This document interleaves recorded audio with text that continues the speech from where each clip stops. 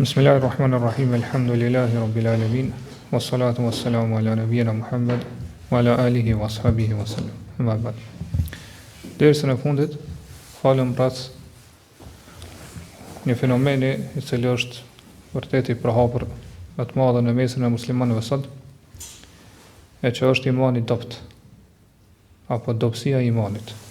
Do thotë që imani jonë ka rrallë dhe është dobësuar shumë. Dhe falem shkurtimisht rreth shkaqeve të cilat e rrisin apo e forcojnë imanin ton, dhe mbetëm me fol për shkaqe të cilat e paksojnë edhe mangësojnë imanin ton.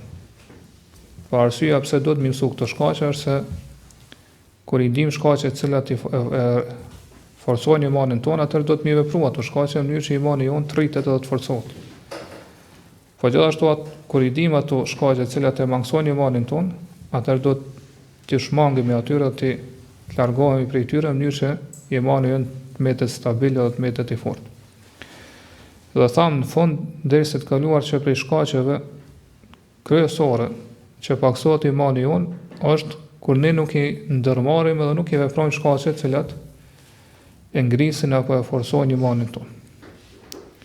Pastaj, nëse flasim direkt për shkaqe të cilat e paksojnë imanin, thamë që shkaqet dhe faktorët janë të shumtë, edhe të lloj-llojshëm. Mirë po, gjitha këto shkaqe ndahen në dy grupe kryesore. Grupi i parë janë shkaqet e brendshme, apo mundu mi quajt faktorë subjektiv, të cilët kanë ndikim direkt që të paksohet apo të mangësohet imani jon. Kurse grupi i dytë janë shkaqet e jashtme, ose faktorët do thotë të jashtëm të cilët ndikojnë në paksimin apo faktorët objektiv të cilët ndikojnë në paksimin e imanit ton. Ne së pari pra do të flasim për shkaqet e brendshme, të cilat pastaj si rezultat pashmangshëm e bien që imani jon të paksohet. Pra burimi i paksimit dhe mangësimit ton fillon për këtyre shkaqeve, e pastaj kuptohet pasojat e tyre i bartim vetë ne. Për shkaqeve të jashtme që e paksojnë imanin ton, vërtet brendshme që e paksojnë imanin ton, së pari është ignoranca, pra xehli, apo mosdia. Pra xehli është e kundërta e dijes. Dhe në realitet kjo është për shkaqeve më kryesore edhe më që ndikon më shumë të në paksimin e imanit ton. Ashtu siç kemi thënë në dersën e kaluar që dija e shton imanin tonë dhe forcon, po ashtu edhe dija e pakt apo dija e mangët, patjetër ka më rezultu që imani jonë mu dobësu. Për këtë arsye, shumë prej teksteve, po për ajeteve, cilat janë të ndërlidhur apo flasin për davetin që ja kanë drejtuar pejgamberët popujve tyre, atëherë ata ja kanë sqaruar se gabimin cilin kanë ra populli tyre është, po pavarësisht është ai gabim shirk, apo është mëkat, apo diçka tjetër, po burimin e ka të ignorancës, burimin e ka të mosdia. Për shembull Allah subhanahu wa taala në surën Araf, në ajetin 38 thotë: "Qalu ya Musa ij'al lana ilahan kama lahum aliha, qala innakum qaumun tajhalun." Ata than, po populli i Musës: "O Musa, na cakto dhe neve një idhull që ta adhurojmë, ashtu siç ata kanë idhuj cilët i adhurojnë pra krahas Allahut." Atëherë Musa i përgjigj, tha: "Vërtet ju jeni një popull i paditur." Pra arsyeja pse keni bërë këtë kërkesë është ignoranca juaj, apo mosdia juaj rreth të vërtetës.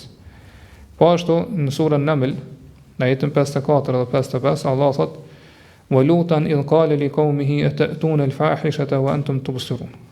Dhe kujtoj Lutin kur i tha popullit e tij, apo i afroheni juve jo kësaj pune kaq shëmtuar, edhe madje duke e shikuar njëri tjetrin, pra në pranitë e njëri tjetrit, e innakum lata'tuna ar-rijala shahwatan min duni an-nisa, vallë jo apo jo afroheni burrave me epsh, ashtu siç pra edhe nuk ju afroheni grave, bel antum qaumun tajhalun. Kjo të regon se ju një popull vërtet i padishëm, që nuk dini. Pra edhe këtë sjellje kaq shëmtuara të pahishme të popullit të luti po e kthente mosdia. Po ashtu në surën e Ahzab, Allahu subhanahu wa taala thot: "Wa qarna fi buyutikunna wa la tabarrajna tabarruj al-jahiliyyah al-ula." Po ku ju drejtohet grave muslimane thotë që ndroni në shtëpiat e juaja edhe mos i zbuloni stolit ashtu siç i zbulonit kur ishit në kohën e jahilietit, ignorancës të parë, pra para islamit. Në surën Zumar në ajetin 64 Allah thot: "Kul afa ghayra Allahi ta'muruni a'budu ayyuha al-jahilun." Thuaj, apo mordoni që ta adhuroj dikun tjetër krahas Allahut o ju të paditur. Po thirrjen që ja kanë bërë mushrikët e Mekës ose ftesën që ja kanë bërë mushrikët e Mekës pejgamberi sa që me adhuru tjetër kanë krahas Allahut, Allahu po e kthen te ignorancën. Prandaj ajetet që flasin këtë janë vërtet shumëta. Pra ignoranca, mosdia është koka e smundjes. Është baza dhe themeli i çdo fatkeqësie edhe i çdo musibeti, i çdo belaje.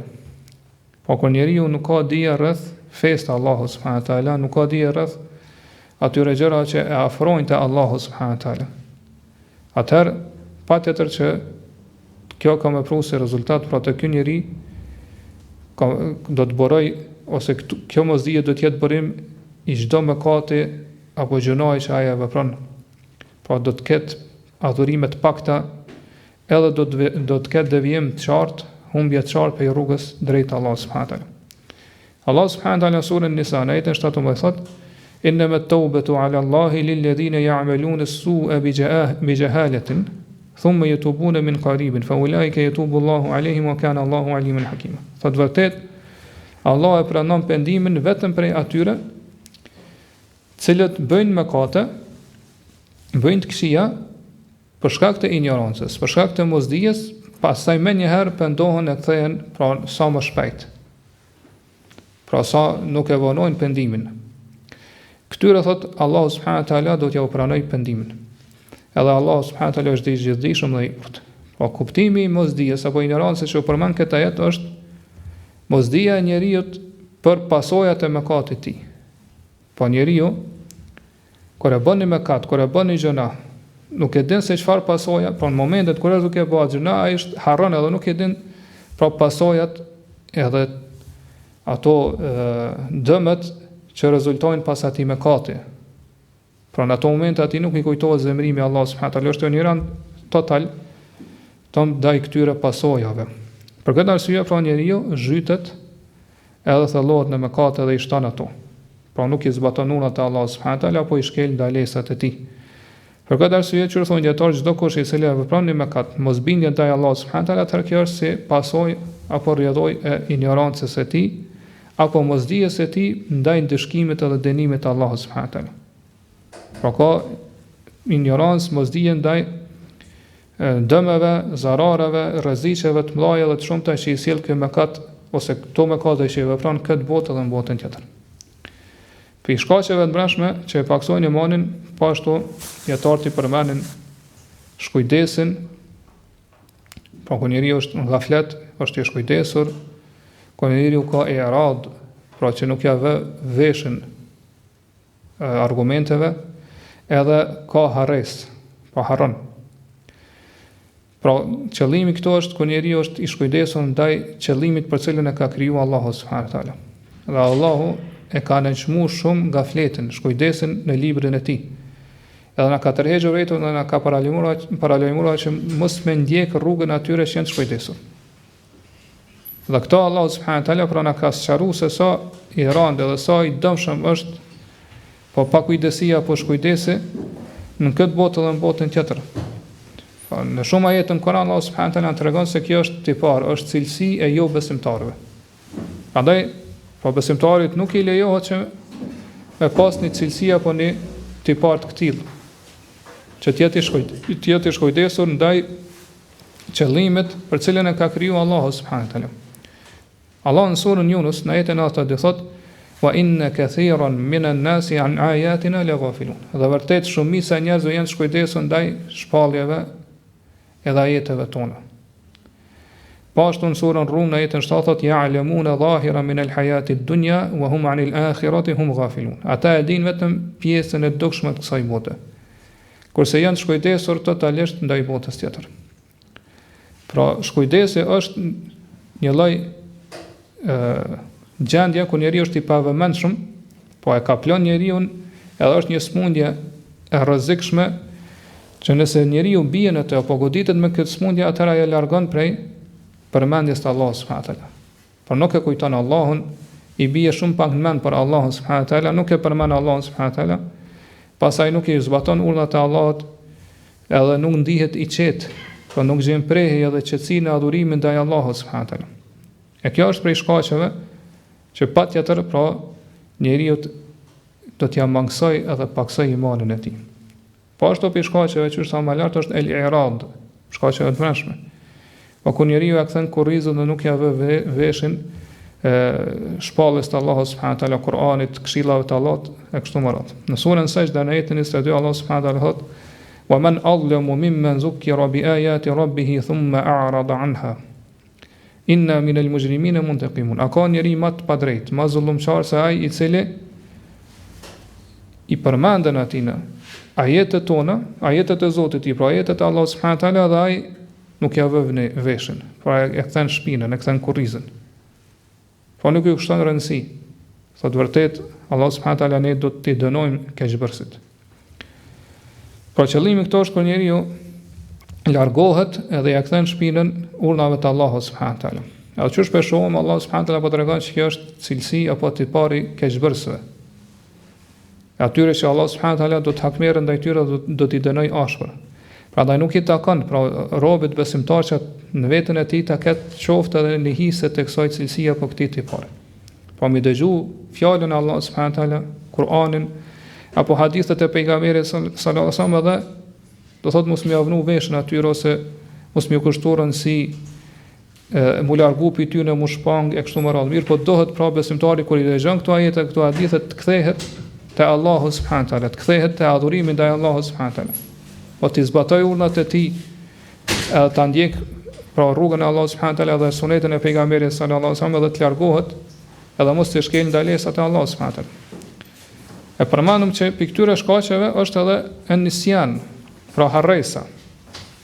Kjo është kur njeriu e harron Allahun, i harron urdhat e Allahut subhanahu wa taala, e harron atë me cilën është urdhëruar prej Allahut subhanahu wa taala. E kështu më radhë, e kjo patyshim është për shkaqeve që paksojnë shumë imanin e tij ose dobësojnë imanin e tij. Harresa është dy lloje. Ton harres për cilën njeriu nuk arsyetohet te Allahu subhanahu wa taala. E kjo është ton harresa e cila ndodh qëllimisht për njeriu. Po qëllimisht do thonë ai i çet mas dore ose i hedh mas shpine ajetet e Allahut subhanahu wa taala, urdhat e Allahut subhanahu wa taala kështu më radhë. Për këto nuk arsetohet njeriu edhe do të dënohet te Allahu subhanahu wa taala nëse Allah nuk e fal. Edhe kjo është shkak që më u dobësoi imani i tij. Pra Allah subhanahu wa taala surën Hashr, në ajetin 19 thotë: "Wa la takunu kalladhina nasullaha fa ansahum anfusuhum." Mos u bëni sikur ata që e harruan Allahun dhe si pasojë Allah subhanahu wa taala pra i dënoi që ata ta harrojnë edhe veten e tyre. Po qëllimi të harrojnë veten e tyre, po të harrojnë ato gjëra që ju sjellin dobi atyre në këtë botë dhe në botën tjetër. Kjo si dënim prej Allah subhanahu wa taala kur njeriu e harron Allahun, qëllimisht pra nuk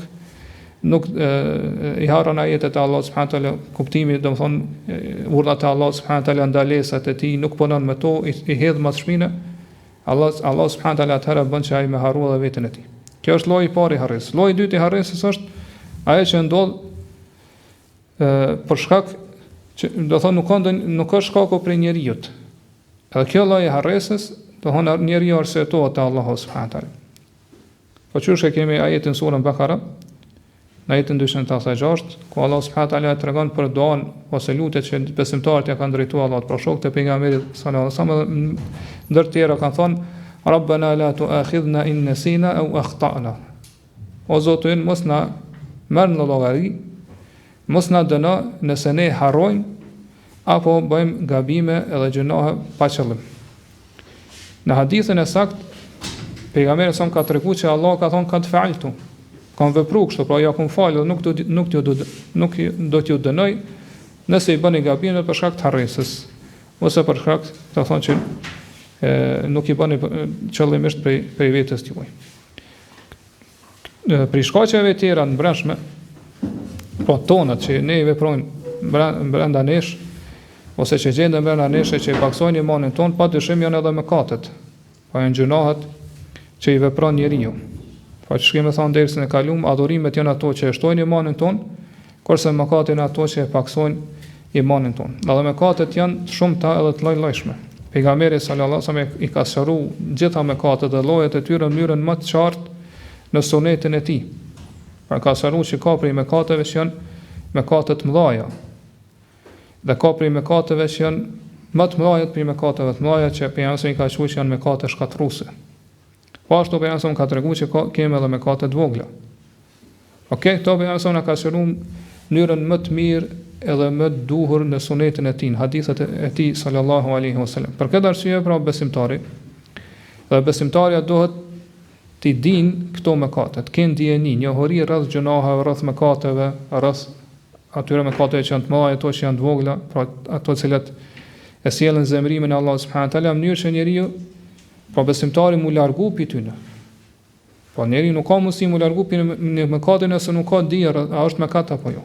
Po do t'i njohë mëkatet, në mënyrë që sa më shumë të largohet edhe qëndroj larg tyre.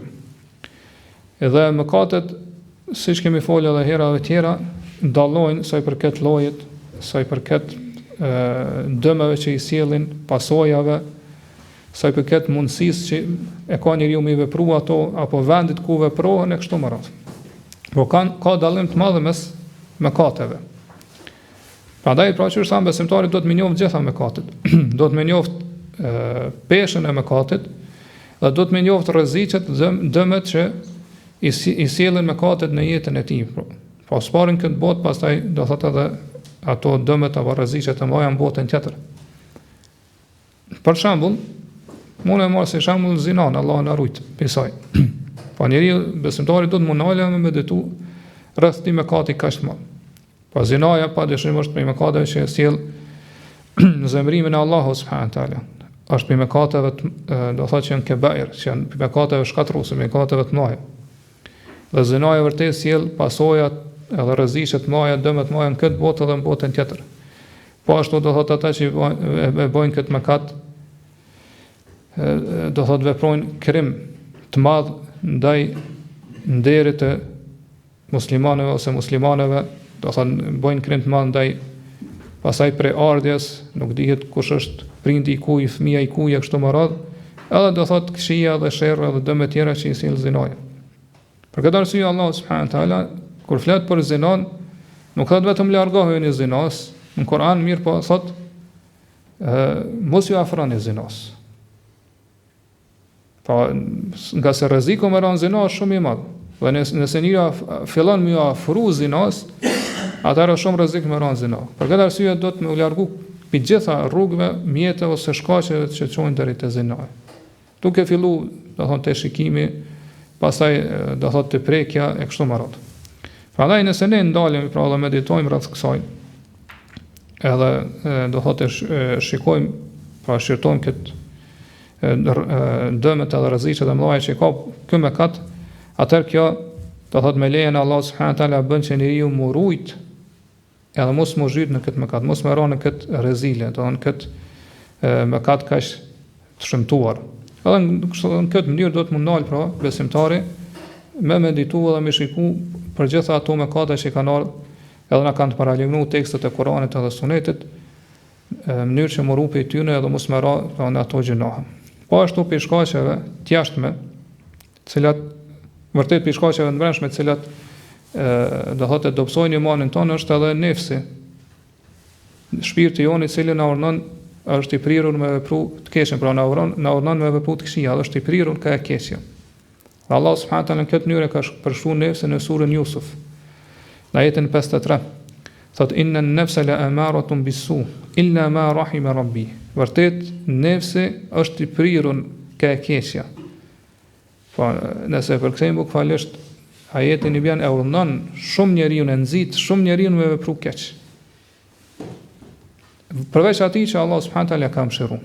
Përveç atij që Allah subhanahu wa taala ka mëshiruar dhe ka ruajtur pi keqes edhe sherrit nefsit të tij. Për këtë arsye siç e din pejgamberi sallallahu alajhi wasallam në gjitha ligjëratat e tij ose në shumicën e tyre e ka filluar me hutbetul haje, pra si parathanie para ligjëratës, cilën ka thonë elhamdulillahi nahmaduhu wa nasta'inuhu wa nastaghfiruh. Gjitha falëndrimet edhe lavdrimet i takojnë Allahut, ata e falenderojmë dhe lavdrojmë, prej tij ndihmë kërkojmë dhe falje. Pastaj ka thonë wa na'udhu billahi min shururi anfusina wa min sayyiati a'malina. Kërkojmë mbrojtje te Allah subhanahu wa taala prej të këqijave të vetes tonë, nefsit tonë. Edhe prej të këqijave pra pasojave të veprave tona. Pra kështu pejgamberi ka kërkuar mbrojtje te Allahu subhanahu wa taala prej sherrit, prej dëmeve të këqijave që i sjell nefsi, pra që ja sjell nefsi njeriu. Po ashtu pi duave që pejgamberi ja ka mësuar Abu Bekrit. Po njeriu më të mirë mas pejgamberëve, Abu Bekri Siddik radhiyallahu anhu, që ta thonë mëngjes në mbrëmje edhe para se me ran gjumë, para se me flajt, ka thonë kul thuaj Allahumma fatira as-samawati wal ard. O Allah, krijuesi i qiellit dhe tokës, alim al-ghaibi wash-shahada. Ti që din të fshahtën edhe dukshmen. La ilaha illa anta, nuk ka të adhuruar meritor përveç teje. Rabb kulli shay'in. Ti je Zoti i çdo gjëje, wa malikahu, edhe ti je sunduesi ose zotruesi i çdo gjëje në këtë univers. A'udhu bika min sharri nafsi wa min sharri shaytani wa shirkihi. Kërkoj mbrojtje te ti pi sherrit. Pra dëmit të keqes të shpirtit tim. Edhe sherrit të keqes apo dëmet të shejtanit. Edhe shirkët, pra idhujtarisë të cilën fton shejtani ose nxit shejtani. Wa an aqtarifa ala nafsi su'an aw ajrahu ila muslim. Dhe kërkoj mbrojtje te ti që mos mi sjell vetes me kat apo dikuj prej muslimanëve. Pra me dëmtu dikon prej muslimanëve. Pra ka mësu që me këtë lutje ose këtë dhikr me lutë Allahun subhanahu wa taala në mëngjes, në mbrëmje edhe para gjumit para se më flet. Pra me kërku mbrojtje prej sherrit të nefsit, nga se vërtet nefsi, pra shpirti jon përmban edhe ka sherr të madh. Pa të këqija edhe dëme të shumta. Edhe urdhon që është po prej ajetit vazhdimisht të nxit njeriu edhe fton që me bë mëkate, me bë të këqija, me bë gjunahe e kështu me radhë, po e nxit edhe inkurajon e stimulon njeriu që mi bë këto gjunahe dhe këto mëkate. Prandaj nëse njeriu dëshiron që imani i tij më mbet i fortë, që imani i tij më mbet stabil, do të mos mu paksu, mos mu mangsu, mos mu dobësu, atëherë do të ketë kujdes shumë të madh të ruhet prej nefsit të tij. Po pi sherrit nefsit ti, pi të këqijave që në cilën e fton nefsit ti dhe të ruhet në maksimum prej këtyre të këqijave të nefsit ti. Edhe qysh e pa pra vazhdimisht do të me lutë Allahun subhanahu wa taala në mëngjes, mbrëmje para se më ra me flajt, edhe në raste tjera që Allah më na ruaj pi sherrit të nefsit apo sherrit të shpirtit tonë. Po më na ruaj pi rreziqeve që ajo na i sjell apo dëmeve, zarareve e kështu me radhë. Nga se qysh e pa vërtet nefsi është ajo që e thirr njeriu drejt humnerës, shkatrimit, pra është një lloj ndihmëtari ndaj armiqve, për armiqt e njeriu, nga se njeriu ka armiqt jashtëm që shkon më marr tash më poshtë, të cilët do thotë janë shkak që me paksu imanin e tij. E nefsi që urdhon për të keq është ndihmëtar, pra bëhet aleat edhe i ndihmon ata kundër njeriu. Pra nefsi është e lakmon çdo të keqe, çdo gjë që është e shëmtuar. Çdo gjë që është e keqe nefsi anon ka edhe pason ato. Ka Allah subhanahu taala kështu e ka vënë natyrën e nefsit, po shpirtit ton. Që ajo, domethënë gjithmonë kërkon edhe synon që me hi, do thotë edhe me vepru, edhe me kanë aktiv në atë mejdanin apo fushën ku kundërshtohen urdhat e Allahut subhanahu taala, edhe ku do thotë njeriu nuk vepron ose i shkel urdhat e Allahut subhanahu taala apo ndalesat e tij. Pra këto ishin grupi i parë i shkaqeve që paksojnë imanin ton, e që thamë janë shkaqe të mbrëmshme, po që janë shkaqe ose faktorë të brendshëm brenda njeriu. Grupi i dytë janë faktorë të jashtëm, ose ata shkaqet që ndikojnë prej jashtë edhe dobësojnë imanin e njeriu. Edhe këto janë shumë të mirë, po ne mundemi të përmend 3 prej tyre që janë më kryesorët. E para që është më rrezikshme edhe më dëmshme, padyshim, pra faktori i parë është shejtani i mallkuar. Pra shejtani, siç e dimë, është armik i drejtë për drejtë i insanit, i njeriu. Edhe do të thonë shejtani është ai i cili vërtet punon natë ditë që me dobësu dhe me mangësu imanin edhe pra besimin e njeriu. Allahu subhanahu taala në shumë ajete na tërheq vërejtën prej armiqësisë së shejtanit. Në surën Nur në ajetin 20 thotë: Ja ayyuhalladhina amanu la tattabi'u khutuwati shaytan wa man yattabi' khutuwati shaytani fa innahu ya'muru bil fahsha'i wal munkar. O ju që keni besuar, mos e ndiqni ose mos shkoni pas gjurmëve të shejtanit, pas hapave të shejtanit. Nga sa ai që i ndjek gjurmët të shejtanit, atëra ai shejtani e nxit që me vepru gjëra të pahishme edhe do thot mëkate edhe gjunohe, gjëra të shëmtuara. Po ashtu në surën Fatir në ajetin e 6 thot inna shejtana lakum aduwwun fattakhidhuhu aduwwa innama yad'u hizbahu liyakunu min ashabis sa'ir. Vërtet shejtani është armik i përbëtuar i kundër jush, po si juve si njerëz. Prandaj edhe jo vështroni si të këtill, merr në shejtanin si të këtill. Po si armik i cili kur nuk ja don hajrin, nuk ja don të mirën, gjithmonë mundohet me ju dëmtu. A që thonë dietarët, qëllimi këtij ajeti është me ta tërheqë vërtetën që shejtani është armik i yt deri në momentet e fundit, deri në frymarrjen e fundit, cilën e nxjerr prej edhe kur e dorëzon shpirtin te Allah. Ai kur nuk lodhet prej armiqësisë dhe sulmit ndaj teje. Prandaj thot Allahu merr në si të këtill, merr në si armik. Thot vërtet shejtani i thirr palën e tij, grupin e tij që të jenë shok bashkë me të në zjarrin e xhehenamit. Në surën Yusuf në ajetin e 5 Allah subhanahu wa taala thot inna shaytana lil insani aduwwun mubin. Vërtet shejtani është armik i hapur, armik i përbetuar i njerëzit. Në surën Mujadil në ajetin e 19 Allah thot istahwadha alehim ash-shaytanu fa ansahum dhikra Allah. Shejtani arriti mi mposht ata, mi mposht. Yahmukallah, mi mund edhe i bëri që të harrojnë përmendjen e Allahut subhanahu wa taala. Walaike hizbu shejtan, këta janë pala e shejtanit. Ela inna hizba shejtani humul khasirun. Sa të veni re, vërtet pala e shejtanit janë të humburit e vërtet. Pra Allahu këtu në këto ajete po na sqaron se shejtanin e kemi armik, edhe është armiku më i ashpër i njerëzit. Në ajete të tjera Allah subhanahu wa taala tregon se shejtani pra i zën prit njerëzit. Në çdo rrugë që e ndjek njeriu, pra secili prej nesh çdo rrugë që e ndjekim do ta dimë që shejtani kemi prit. Pavarësisht ajo është ajo një rrugë që cilën synojmë me kryen e adhurim të Allahut, apo rrugë që cilën dëshirojmë me kryen e mëkat ndaj Allahut subhanahu wa taala. Shejtani kemi prit në çdo rrugë që cilën e ndjekim ne. Pa Allah subhanahu wa taala na njofton për këto.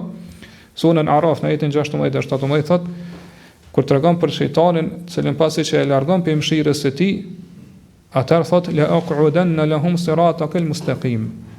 On do t'ju qëndraj atyre në prit në rrugën tënde të drejtë. Pra do t'ju qëndraj në prit në mënyrë që mos më ndjek rrugën tënde të drejtë. Kështu e ka thonë shejtani Allahu subhanahu wa taala. Pasi që Allah i ka dhënë afat që ka me jetu deri kur shkatërrohet ky univers. Pastaj thot thumma la atiyannahum min bayni aydihim wa min khalfihim wa an aymanihim wa an shama'ilihim wa la tajidu aktharahum shakirin. Pastaj thot do t'ju afrohem atyre përpara, prej mbrapa, prej anës së djathtë, prej anës së majtë, nga gjitha anët. Edhe do të vëresh se shumica e tyre nuk do të jenë falëndëruese dhe mirënjohës ndaj teje.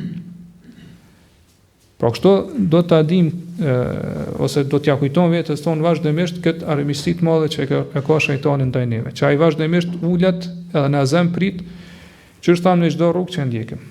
Nëse është rrugë cilën synojmë me kryen e adhurim ndaj Allahut subhanahu wa taala, atëherë aty e kem shejtanin prit.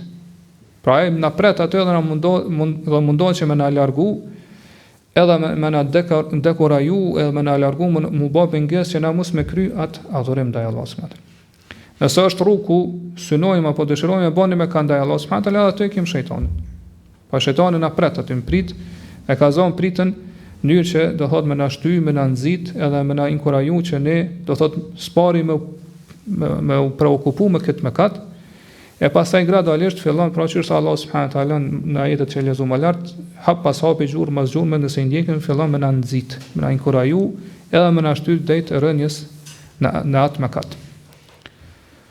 Edhe pam që shejtani do thot nuk kursen do thot asgjë prej mjeteve që i ka, veç se do thot mundohet që me na dobësu imanin ton.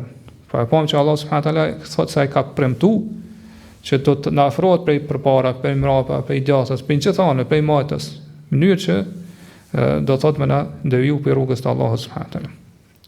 Çdo rrugë që ndjekim ne, atëherë ta dimë që shejtani e kem në prit. Prandaj përshojmë që vërtet shejtani është rreziku më i madh për njeriu. Edhe shkaku më i madh ose më i rrezikshëm që e dobëson imanin tonë. Ibn al-Qayyim Allahu mëshiroftë sjell një shembull shumë të mahnitshëm kur e përshkruan edhe sqaron gjendjen e shejtanit me njeriu. Thotë fa mathalu kalbin ja'in shadidil ju'. Shembulli i shejtanit është sikur se shembulli i një qeni i cili është shumë i uritur. Pra e ka kaplu uria shumë. Wa bainaka wa bainahu lahmun aw khubzun wa huwa yata'ammalaka wa yaraka la tuqawimuhu. Thotë edhe pra e keni qenë afër edhe në dorën e tij në dorën tonë e keni një copë mish apo një copë buk. Thotë edhe ai vazhdimisht vështron, vazhdimisht shikon do thotë atë copën e mishit ose atë copën e bukës që e ki në dorë. Thotë edhe kur e sheh që ti nuk pe sulman ose nuk pe largon, pra nuk pe lufton që mos më ta marr atë mishin, wa huwa aqrabu mink, thotë ai fillon mu afruteti. Fa anta tazjuruhu wa tasihu alay. Pastaj kur fillon ti thot me bërtit atina, me largu prej teje, e kështu më radh, wa huwa ya'ba illa tahawwama alayka wal ghara ala ma bayna yadik. Atëherë thot këto ai nuk pranon veç se mu afru sa më afër teje, edhe kur ti vjen mundësia me të sulmu. Edhe me ta marr atë copën e mishit apo atë copën e bukës që këtu. Po kjo është shembull i shejtanit në raport me njeriu. Po sigur çfarë shpjegon Ibn al-Qayyim kur ne për shembull kemi ndonë një copë mish apo bukë apo ashtë kështu më radhë edhe shejtani vazhdimisht vërtet çani vazhdimisht pret. Po sillet vërdall teje, afrohet, e pret momentin e duhur, her pas here tenton që me ta marr atë copë mish, në momentin kur ti tregosh i pakujdesshëm, i pavëmendshëm, atëherë çani sulmon edhe ta kap atë copën e bukës apo të mishit apo atë ashtin edhe largohet. Edhe do thotë e plotson atë nevojën e tij. Prandaj, po muslimani duhet me pas kujdes prej shejtanit në këtë formë, sikurse pra i këtij qeni i cili është i uritur shumë. Pra shejtani gjithmonë e pret momentin kur ti je i shkujdesur me të sulmu, edhe do thotë me të deviju ose me të largu ose me të nxit, me të inkuraju me bani mëkat.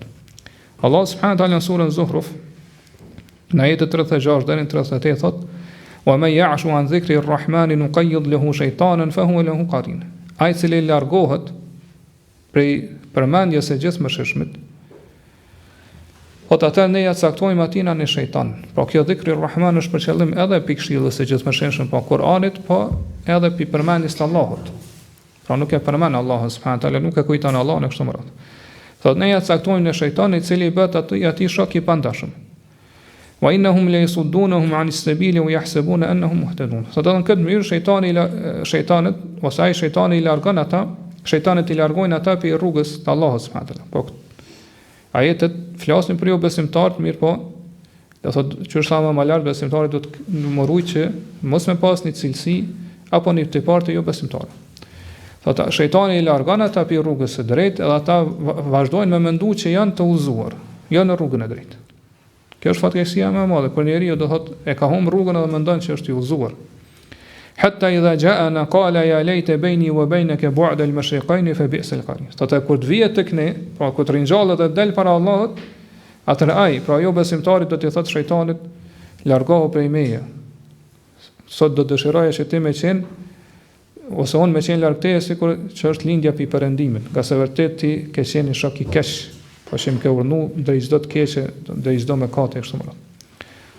Shkaku i dytë, pra, për shkaqeve të jashtme që na dobësojnë imanin, është dunjaja edhe stolitë e saj. Edhe kjo është një për shkaqeve apo faktorëve të rrezikshëm që ndikojnë në imanin tonë edhe paksojnë apo e mangësojnë atë.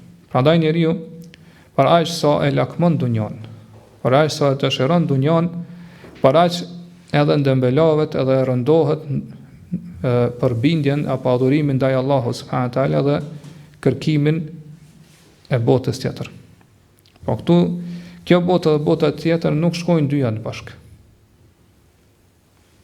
Por aq sa jepës mas kësaj bote edhe lakmon, do ta dëmtosh veten tonë në botën tjetër. Pra nëse e synon edhe e lakmon botën tjetër dhe e dëshiron botën tjetër, atë do ta dëmtosh këtë botë. Po dyja të bashkë nuk bëhen kurrë.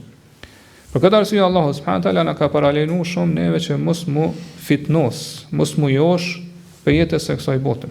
Edhe na ka paralajmëruar ashpër.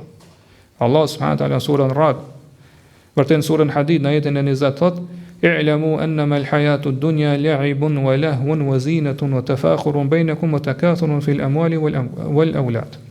Ta dini se jeta e kësaj bote është lojë, është dëfrim, është zbukurim, është mburrje mes jush, edhe garim mes jush që kush përshton më shumë pi pasurisë edhe pi fëmijëve. Kjo është realiteti i kësaj bote. Pastaj thot: "Kamathali ghaythin a'jaba al-kuffara nabatuhu, thumma yahiju fatarahu musfarran thumma yakunu hutama." Mirë po thot shembulli i saj është sigurisht shembulli i bimës, cila kur të bie shiu, pra bien edhe është e bukur edhe e pëlqejnë bujqit. Po ata që punojnë tokën ju pëlqen shumë. Po bima në fillim kur të bin do thotë është e gjelbërt, e ka pamjen e mirë, është e fortë, rritet shumë, pasi të bie shiu. Mirë po thot Allah shumë shpejt ajo bim fillon të zverdhet, fillon të zbehet, do thotë fillon të thahet, edhe dikur bëhet si diçka pa vlerë. Po nuk ka kurrë vlerë. Po kështu është jeta e kësaj bote. Pra Allah po na paralajmëron që mos u mashtru pe saj. Prandaj thotë: "Wa fil akhirati adhabun shadidun wa maghfiratun min Allahi wa ridwan." Edhe ta dini se në botën tjetër ju pret dënim i ashpër. Mirë po gjithashtu edhe falje prej Allahut dhe kënaqësi prej Tij. Wa mal hayatu dunya illa mata'ul ghurur. Dhe jeta e kësaj bote vetëm një mashtrim i rram. Po është një mashtrim i rram shumë shpejt kalon. Prandaj në surën Rad në jetën e 26 Allah thotë: "Wa farihu bil hayati dunya", ata po i gëzohen jetës së kësaj bote. "Wa mal hayatu dunya fil akhirati illa mata'." Mirë po jeta e kësaj bote në krahasim me botën tjetër me ahiretën është një kënaqësi e shkurtër.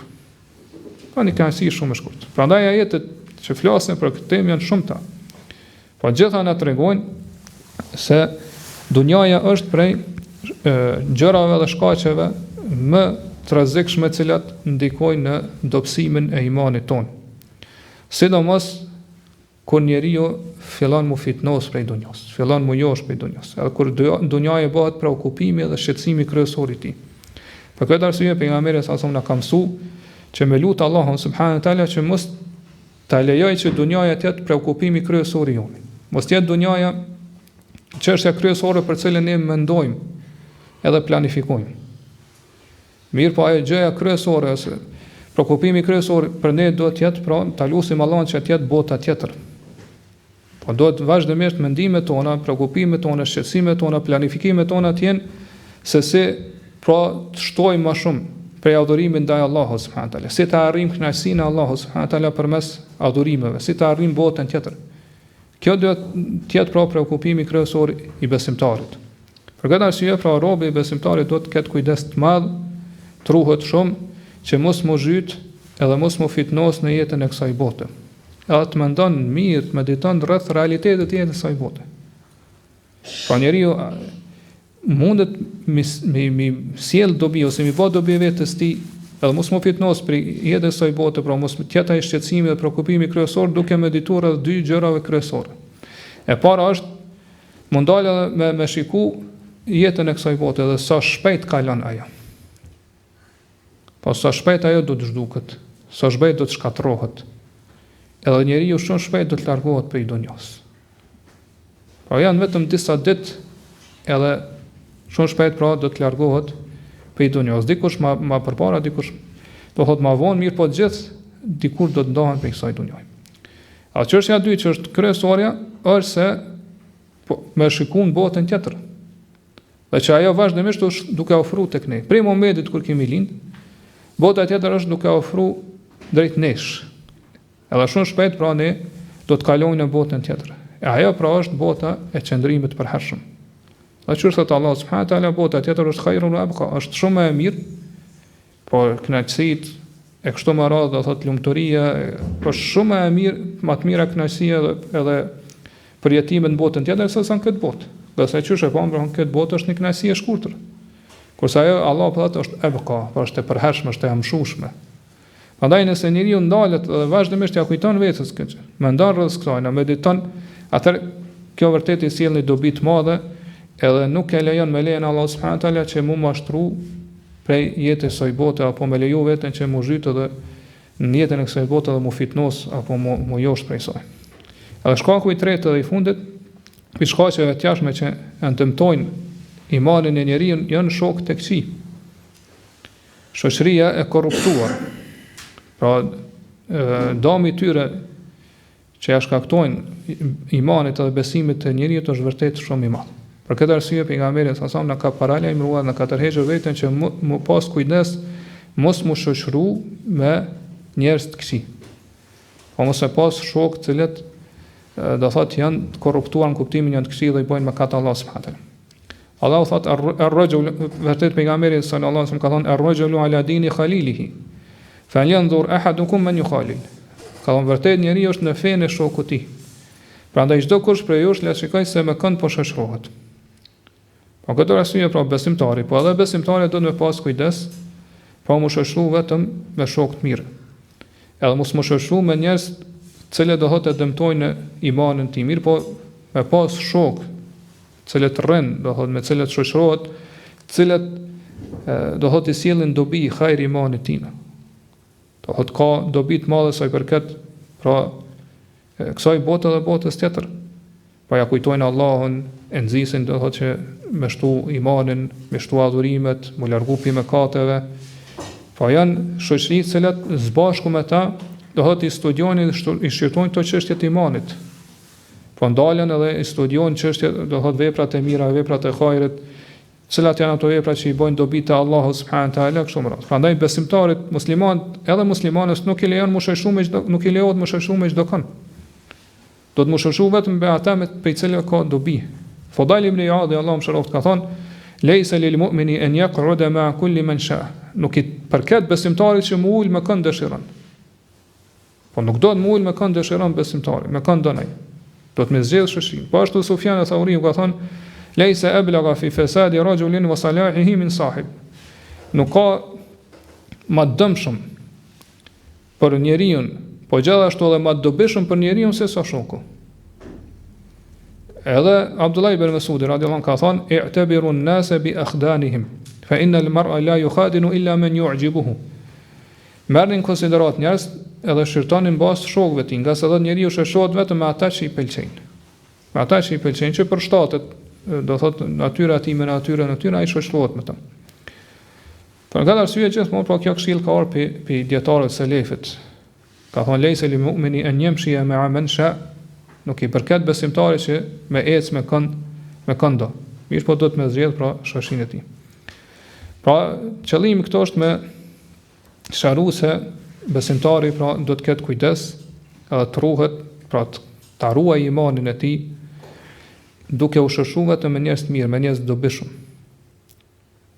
Pa me njerëz cilët kur shoqërohet me ata që është i sjellin dobi, hajër, mirësi, edhe nxisen me adhuru Allah subhanahu wa taala, do thotë me mendu për botën tjetër, mos mu mashtru pikë kësaj bote kështu më radh.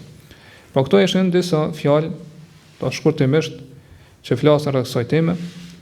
Është një libër i shejkhut Sheikh Abdulrazakut Allahu rujt, i cili fol rreth kësaj, pra aty ka fol më gjërësisht, edhe me sa di është përkthyer në shqip, çat asbabu ziyadat al-iman wa nuqsanihi, shkaqet e shtimit edhe paksimit të imanit. Kështu që është mirë kush ka mundësi me lexuar atë libër, se vërtet është libër i dobishëm edhe që ndihmon besimtarin, sidomos në këtë kohë kur shkaqet e dobësimit dhe mangësimit të imanit janë shtu shumë.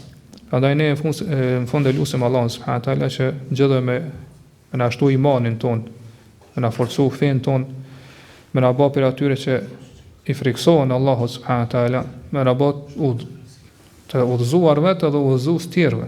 Po për atyre që i ndëgjojnë fjalët dhe i ndjekin ato që janë më të mira, pra fjalët e Allahut dhe fjalët e pejgamberit sallallahu alaihi wasallam. Dhe Allahu a'lam, Allahu di më mirë, wa sallallahu alaihi wa sallam Muhammad wa ala alihi